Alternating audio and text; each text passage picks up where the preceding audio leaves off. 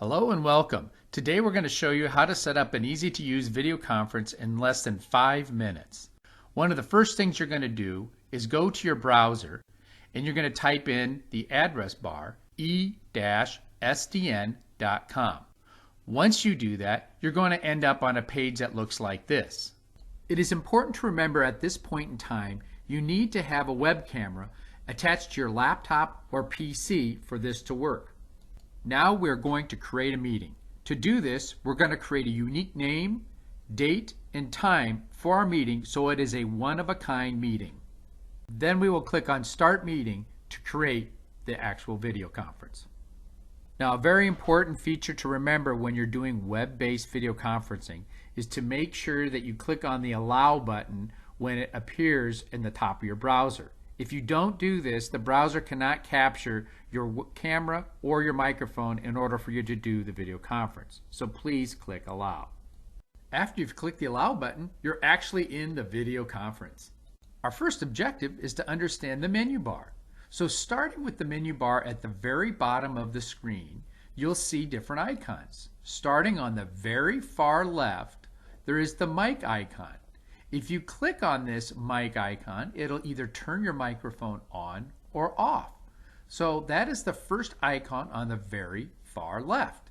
Now moving to our next icon. The second icon button from the very far left on the bottom menu is your camera button. When you click on this camera button, it'll activate your camera. When you click on it again, it'll deactivate your camera. Many times it'll have a line through the camera showing it's been deactivated. The next one, the third one over from the left going right, is Activate Screen Share. So let's go ahead and click on that, and when we do, this pop-up menu appears. In this pop-up menu, there are different ways that you can actually share your screen. The first one on the left is actually your entire screen. That would share everything on your desktop. So it is recommended that you probably share just an isolated window. So when you click on Window, it brings up the different tabs or programs that you're running on your computer. So here we're highlighting on a browser that we have already open, and we're going to click on that and we're going to activate it. Once the screen share is activated, it'll automatically take you to that program or that browser that you have open, and you'll see at the bottom that there's a menu to actually stop the screen share.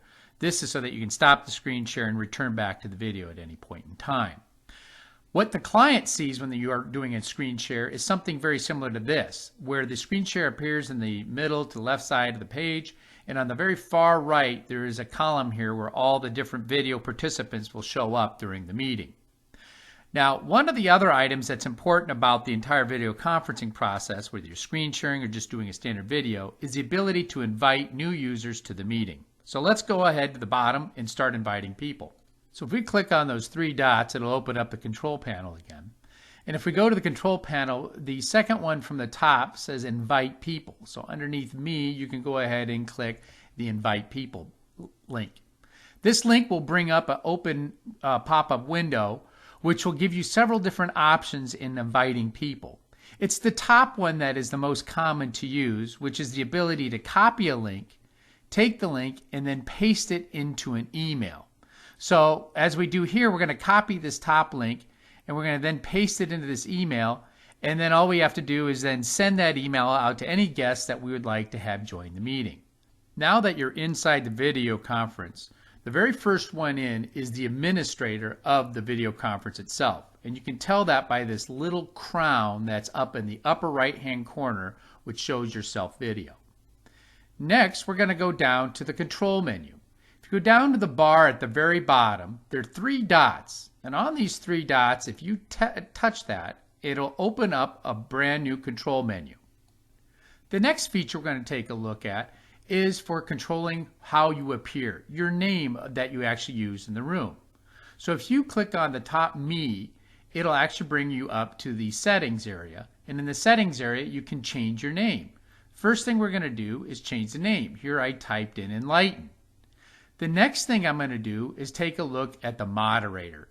Once I do the moderator, this will allow me to control how people come into the room, that I can force them to follow my presentation. And that's pretty much the end of our instructional video. Thank you for your time.